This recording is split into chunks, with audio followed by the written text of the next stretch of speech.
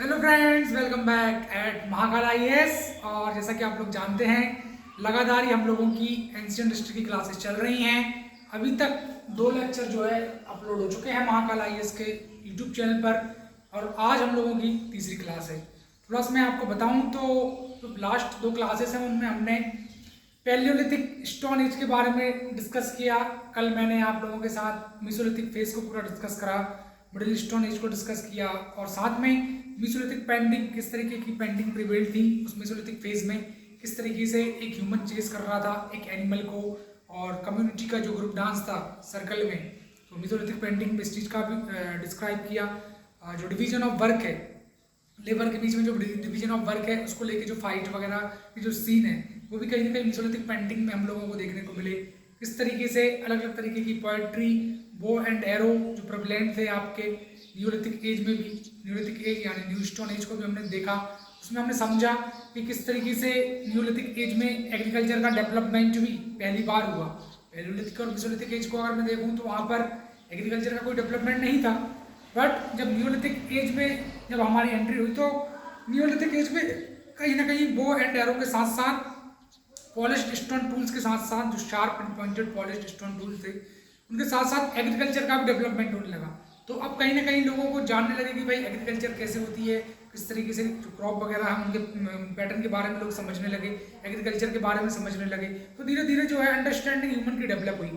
फिर आज की जो क्लास का हमारा बेसिकली एजेंडा है, आज इंडस वैली सिविलाइजेशन पर हम पहुंच चुके हैं। तो इंडस वैली सिविलाइजेशन किस तरीके से अर्बन प्लानिंग, उसकी टाउन की प्लानिंग किस तरीके से थी, किस तरीके से एक्सकवेशन हुआ मोहनजोदाड़ो हड़प्पा का, वो सारी अंडरस्टैंडिंग हम लोग डेवलप करेंगे।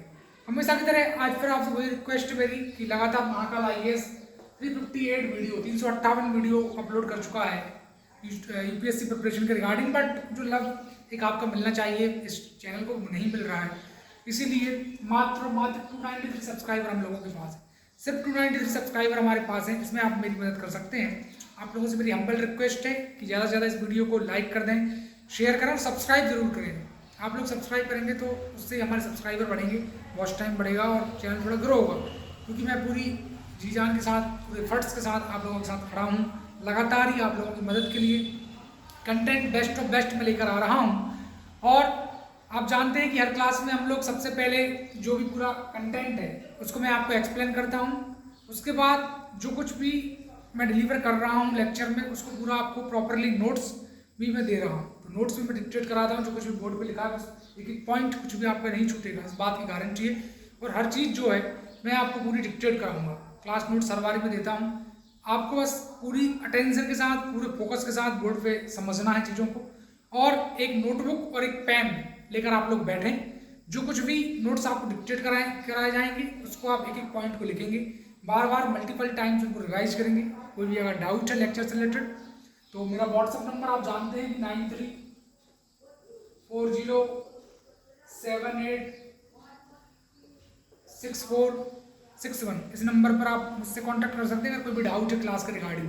बाकी जो क्लास नोट्स मैं आपको दे रहा हूँ, जो डिक्टेट कराता हूँ, उनको आप बार बार मल्टीपल टाइम्स 5 बार 10 बार 15 बार बार बार पढ़ेंगे, तभी एक अंडरस्टैंडिंग डेवलप होगी। क्योंकि मैंने देखा है कि भाई स्टूडेंट्स पॉलिटी है, जैसे इकोनॉमी है, इंटरनेशनल रिलेशन है, राइट, ज्योग्राफी है, इनको थोड़ा इंटरेस्ट से व्यक्ति पढ़ लेता है, बट जब हिस्ट्री की बात आती है, चाहे फिर वो एंशिएंट हो, मिडिवल हो, आर्ट एंड कल्चर हो, तो बेसिकली इन 3 सेक्शन में हर स्टूडेंट बहुत कंजूसी करता है पढ़ने में, और उसका कहीं कहीं बोरिंग लगता है उसको कि भाई मज़ा ही नहीं आ रहा है, पढ़ने में मज़ा नहीं आ रहा, बोरिंग है, और फिर वो क्या है इन सब्जेक्ट को छोड़ देता है। अगर मैं आपसे एंशिएंट हिस्ट्री, मिडाइवल और आर्ट एंड कल्चर की बात कर लूँ तो 15 क्वेश्चन या 10 से 15 क्वेश्चन तो पक्के आते ही आते हैं। और इसमें अगर मॉडर्न हिस्ट्री को मैं मिला दूँ तो 18 से 22 क्वेश्चन तक आ जाते हैं हर साल।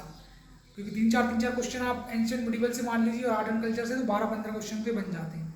तो इस सेक्शन को हम इग्नोर नहीं करना, तभी हमारी प्रीलिम्स बहुत अच्छे मार्जिन से निकलेगी। और मेरा तो हमेशा यही मकसद रहता है कि किस तरीके से हर क्लास को ज़्यादा से ज़्यादा इंटरेस्टिंग मैं बनाऊँ आप लोगों के लिए। महाकाल आईएएस इस चीज़ के लिए जानी जाती है कि भाई किस तरीके से जो इंटरेस्टिंग बनाई जाए चीज़ आपको। बट कुछ चीज़ें रहती हैं बोरिंग, मैं मान रहा हूँ, बट हम लोगों का फोकस भी ये है कि जैसे आप एंशिएंट हिस्ट्री को पढ़ने जाएंगे तो कोई उपेंद्र सिंह पूरी बुक पढ़ गया, कोई पूरी ओल्ड एनसीईआरटी पढ़ गया, कोई पूरी न्यू एनसीईआरटी पढ़ गया, बट हम लोग उतना पढ़ रहे हैं जितना हमको नीडेड है, जहाँ से हमारे क्वेश्चन सॉल्व हो जाए। क्योंकि एग्जाम में प्रीलिम्स में या मेंस में मेन क्या है भाई? मेंस की ये है कि आपको किसी भी क्वेश्चन का आंसर 150 वर्ड्स 200 वर्ड्स में लिखना है, और प्रीलिम्स में ये है कि भाई हमारे जो है 4 ऑप्शन हमारे सामने हैं, उन्हें हमें टिक करना है। तो हम लोग वही अंडरस्टैंडिंग डेवलप कर रहे हैं, उतना पढ़ रहे हैं, उतने नोट्स में आपको दे रहा हूँ कि आपके क्वेश्चन सॉल्व हो। मेनली बहुत ज़्यादा थ्योरी भी आप पढ़ लें, दुनिया भर की चीज़ें पढ़ लें, उससे कोई मतलब नहीं है ना। तो एग्जाम में मुझको कभी पूछेंगे, जो पूछेंगे एग्जाम में वही मैं आपको यहाँ डिलीवर कर रहा हूँ। तो चलिए फिर बगैर देरी के हम स्टार्ट करते हैं, और आप लोग बस ज़्यादा से ज़्यादा लाइक शेयर सब्सक्राइब कर दें। सो इंडस वैली सिविलाइजेशन की अगर हम टाइमलाइन की मैं आपसे बात करूं तो टाइमलाइन है इसकी 2600 BC से लेके 1800 BC। हिंदी में बात करें, सेशन को बाइलिंगुअल रखते हैं, 2600 BC से लेकर 1800 BC तक के टाइम पीरियड है पूरा इंडस वैली सिविलाइजेशन का। और इस इंडस वैली सिविलाइजेशन की मैं आपसे बात करूं तो इनिशियली जब 1947 जो इंडिया का जो पार्टीशन हुआ, इंडिया और पाकिस्तान अलग अलग हुए, बट 1947 के पहले तो पूरी इंडिया मतलब एक ही थी, हमारा हिंदुस्तान पूरा एक ही था, पाकिस्तान भी इसी में था। सो जब इंडस वैली सिविलाइजेशन की हम बात करते हैं तो सबसे पहले लाहौर से कराची के बीच में, जो लाहौर और कराची है, इन दोनों के बीच में कहीं ना कहीं एक रेलवे लाइन डिस्क्राइब हुई, एक रेलवे लाइन डली लाहौर और कराची के बीच में। आप जानते हैं कि लाहौर पाकिस्तान में है, कराची भी पाकिस्तान में, तो लाहौर कराची के बीच में एक रेलवे लाइन डेवलप हुई। और ये बात है कहीं ना कहीं 1870 की, तो एक इन्फॉर्मेशन कहेंगे एक सिविलाइजेशन के बारे में पंजाब के एरिया से मिलने लगी। पंजाब में जब जो भी आर्कियोलॉजिस्ट उस टाइम पे थे, जैसे दयाराम साहनी एक बहुत बड़े आर्कियोलॉजिस्ट उस टाइम पर प्रिवेल्ड थे, तो दयाराम साहनी चीफ हेड थे आर्कियोलॉजिकल सर्वे ऑफ इंडिया के। और आप जानते हैं कि आर्कियोलॉजिकल सर्वे ऑफ इंडिया एक ऑर्गेनाइजेशन है, और जो भी उसके हेड वगैरह होते हैं वो जहाँ भी पुरातत्व, जो भी पुरानी शिलालेख, पत्थरों के शिलालेख, पुरातत्व जो भी मिलते हैं, पुरानी चीज़ें मिलती हैं हमारी, तो उनको कहीं ना कहीं हमको संवारना होता है, उन पर हम फर्दर स्टडी करते हैं और जानते हैं कि हमारे एंशिएंट टाइम में किस तरीके के मॉन्यूमेंट्स थे, किस तरीके की बिल्डिंग का डेवलपमेंट था, आर्ट एंड कल्चर का डेवलपमेंट किस तरीके से हुआ था। स्टोन सेवरल हमको मिलते हैं, पत्थर के शिलालेख मिलते हैं, उन पर अगर कुछ भी, मैंने आपको पहले भी बताया कि अगर कुछ भी कार्विंग वगैरह है, कोई लैंग्वेज वगैरह लिखी गई है, तो जैसे कि इंडस वैली सिविलाइजेशन को हम डेसिफर तो नहीं कर पाए, अभी तक ये नहीं जान पाए कि इंडस वैली सिविलाइजेशन में जो पत्थर थे उन पर जो कार्विंग में जो कुछ भी लिखा था उसमें क्या लिखा गया था, इस चीज़ को तो हम अभी तक नहीं जान पाए, डेसिफर नहीं कर पाए। But archaeological survey of India का पूरा मकसद ये रहता है कि भाई ज़्यादा से ज़्यादा इन्फॉर्मेशन जुटा पाए। तो जब रेलवे लाइन लाहौर से कराची के बीच में 1870 में जब डाली गई थी, तो उसी समय पंजाब के एरिया में कहीं ना कहीं आर्कियोलॉजिस्ट लगातार खोज कर रहे थे और नए नए पुरातत्व उनको मिल रहे थे। तो मोहनजोदाड़ो और जो हड़प्पा है वो दोनों ही कहीं ना कहीं पाकिस्तान में लोकेटेड है, आप लोग जानते हैं। सो यहाँ पर दो मेन, मैं बात करूँ दो मेन आर्कियोलॉजिस्ट की जिन्होंने एक्सकेवेशन करा है, जो खुदाई वगैरह करी है और वहाँ से जो भी इंपॉर्टेंट इन्फॉर्मेशन गैदर करी है। तो एक थे आपके हड़प्पा के लिए जाने जाते हैं, हड़प्पा पाकिस्तान में, इसके लिए आपके दयाराम साहनी जी जाने जाते हैं। तो एग्जाम में क्वेश्चन पूछा जाता है अगर प्रीलिम्स में कि हड़प्पा, वो मैच दी कॉलम में भी दे सकता है कि हड़प्पा के सामने वो लिख देगा कि excavation done by Dayaram Sahni. तो अगर इस टाइप का स्टेटमेंट आता है तो सही हो जाएगा। क्यों? क्योंकि हड़प्पा का जो एक्सकेवेशन है वो दयाराम साहनी के द्वारा किया गया है। और मोहनजोदाड़ो की मैं बात करूँ तो आर डी बैनर्जी, जो आर डी बैनर्जी है, उन्होंने मोहनजोदाड़ो का एक्सकेवेशन कराया है, राइट। और अगर हम इजिप्टियन सिविलाइजेशन से कंपेयर करते हैं तो इजिप्ट का भी एक सिविलाइजेशन था, इसी प्रकार जिस प्रकार इंडस वैली सिविलाइजेशन का पूरा एक सिविलाइजेशन है। तो इस इजिप्टियन सिविलाइजेशन में कहीं कहीं मॉन्यूमेंटल बिल्डिंग वगैरह पाई जाती थी, बट इंडस वैली सिविलाइजेशन में कोई भी मॉन्यूमेंटल बिल्डिंग का पिरामिड शेप का देखने को हमको नहीं मिलता। लेकिन इंडस वैली सिविलाइजेशन हमेशा ही एक अर्बन प्लानिंग डेवलपमेंट के लिए जाना जाता है। और आगे मैं आपको बताऊंगा कि किस तरीके से अप्रेज्ड प्लेटफॉर्म एक सिटाडेल होता था, उसको अपर टाउन लोअर टाउन बोला जाता था। तो सबसे पहले जितना भी मैंने आपको बताया है उसको अभी मैं नोट करा दे रहा हूँ, फिर उसके बाद मैं मूव करूँगा टाउन प्लानिंग। टाउन प्लानिंग किस तरीके से प्रिपेयर्ड थी इंडस वैली सिविलाइजेशन में, और थोड़ा सा फैक्चुअल इन्फॉर्मेशन ऐड करूँ मैं तो कुछ इंपॉर्टेंट लोकेशन है जहाँ से प्रीलिम्स में क्वेश्चन बन सकते हैं। तो जैसे पहला बन सकता है कि वो पूछ सकता है आपसे कि हड़प्पा और मोहनजोदाड़ो जो दो इंपॉर्टेंट लोकेशन है किस चीज़ के लिए जानी जाती हैं, तो ये जानी जाती है टेक्सटाइल इंडस्ट्री के डेवलपमेंट की। और आज भी आप जानते हैं कि पाकिस्तान में टेक्सटाइल वगैरह का अच्छा खासा जो है मार्केट है। सो हड़प्पा और मोहनजोदाड़ो दोनों पाकिस्तान में लोकेटेड है और ये टेक्सटाइल के लिए जानी जाती है। उसी प्रकार मैं आपसे बात करूं कालीगंगा, तो कालीबंगा राजस्थान में लोकेटेड है। और कालीबंगा बेंगल इंडस्ट्री यानी चूड़ियों के मार्केट के लिए जाना जाता है, बहुत बड़ा मार्केट है कालीबंगा में राजस्थान में। फिर बात करूँ आपसे मैं चन्नूदड़ो भी पाकिस्तान में एक बीड के लिए जाना जाता है, BEAD बीड। और बीड मतलब आप जानते हैं जो नेकलेस, जो हार वगैरह है, इस तरीके के जो नेकलेस मान लीजिए, इस नेकलेस में ऑर्नामेंट्स जो लगे रहते हैं, अलग अलग तरीके के डिजाइन, अलग अलग तरीके की गोल गोल सर्कुलर टाइप की डिस्क वगैरह इस टाइप से चमकती हुई बीड वगैरह। तो बीड की जो इंडस्ट्री या बीड का जो डेवलपमेंट है वो चन्नूदड़ो में है। और एक है आपका लोथल आपका गुजरात में लोकेटेड है। और ये लोथल डॉकयार्ड है, वहाँ पर एक बहुत बड़ा शिप वगैरह जो भी रिपेयर होते हैं तो उसमें कहीं ना कहीं लोथल में जो डॉकयार्ड है बहुत ज़्यादा हेल्प करता है, शिप वगैरह रिपेयर करने के लिए बहुत बेस्ट साइट है।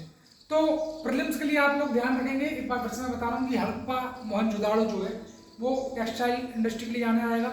कालीबंगा जो लोकेशन है राजस्थान में वो कहीं ना कहीं आपकी बेंगल इंडस्ट्री के लिए जानी जाती है। और बात करूँ मैं आपसे चन्नूदड़ो की तो वो बीड इंडस्ट्री के लिए जानी जाती है।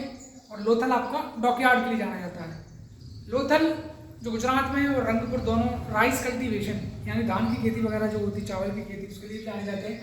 राखीगढ़ी हरियाणा में है जो कि लार्जेस्ट साइट है इंडस वैली सिविलाइजेशन। तो अभी तक जितना मैंने आपको बोला है उसको पूरा नोट कराता हूँ मैं आपको। उसके बाद मैं मूव करूँगा एक नए टॉपिक पे जिसका नाम है टाउन प्लानिंग या urban planning in Indus valley civilization. Town planning या urban planning Indus valley civilization में किस तरीके की थी उसको मैं आप लोगों को जो है प्रॉपरली पूरा बताऊंगा। तो आप लोग हेडिंग डाल लेंगे इंडस वैली सिविलाइजेशन, सभी लोग हेडिंग डालें और एक पेन और एक नोटबुक लेके बैठे हैं आप प्रॉपरली। सो हेडिंग डालेंगे इंडस वैली सिविलाइजेशन और उसी को एक लेना ब्रैकेट में Harappa civilization, Harappa civilization, Harappa civilization. Time period लिखेंगे 2600 BC to 1800 BC, 2600 BC to 1800 BC। अब लिखें आप सभी लोग, मैं जो भी बोर्ड पे सबको डिक्टेट कराता हूँ। Information about an underlying civilization. Information about an underlying civilization in Punjab area. In Punjab area was available from 1870. From 1870 when railway line was developed between Lahore to Karachi, full stop. In 1920, when J.H. Marshall, एक important नाम है आप याद रखेंगे, when J.H. Marshall became head of Archaeological Survey of India, when J.H. Marshall became head of Archaeological Survey of India, he gave task of excavation spelling board पे है EXCAVATION, excavation to two Indians such in 1921 Dayaram Saini की spelling ऐसे NI आप देख सकते हैं board पे। Dayaram Sahni excavated site of Harappa and in 1922 R.D. Banerjee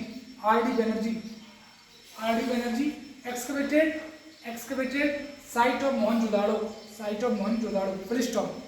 By this time it was firmly established that Indus Valley civilization was the most advanced civilization of world, full stop. As compared to Egyptian civilization, it did not had any monumental building like pyramids. But Indus Valley civilization was unique in sense for its urban planning, right? And usage of burnt brick, जो brick थी, ईंटें थी, और वो जली हुई जो ईंटें थी वो यूज की जाती थी। And usage of burnt brick अब same shape and side, same shape and side was prevalent. Same size जो है बंट ब्रिक से जली हुई ईंटें हैं, उनको अभी यूज यहाँ पर किया जाता था। तो इतना मैंने नोट करा दिया। अब आप सिंपल सा नोट करेंगे यहाँ पर। अभी थोड़ी साउंड आ रहा है तो 1 मिनट हम जो है वीडियो को पॉज करते हैं। सो फ्रेंड्स, इतना आपने नोट कर लिया होगा। अब इसके बाद नेक्स्ट वीडियो में लाऊंगा town planning of Indus valley civilization में। तो आप ज़्यादा से ज़्यादा लाइक कर दें, शेयर कर दें, सब्सक्राइब करें। Thank you.